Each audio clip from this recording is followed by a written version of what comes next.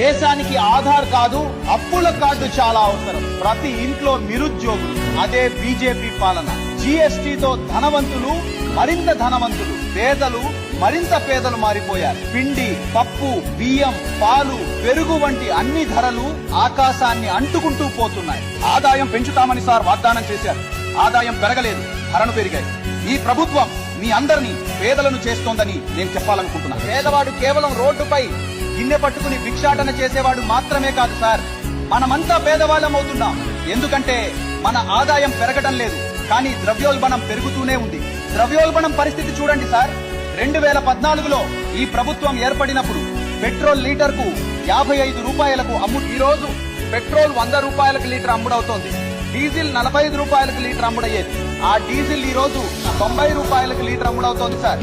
2014లో వీరి ప్రభుత్వం వచ్చినప్పుడు ఒక గ్యాస్ సిలిండర్ 400 రూపాయలకు లభించేది. ఈ రోజు ఆ గ్యాస్ సిలిండర్ 11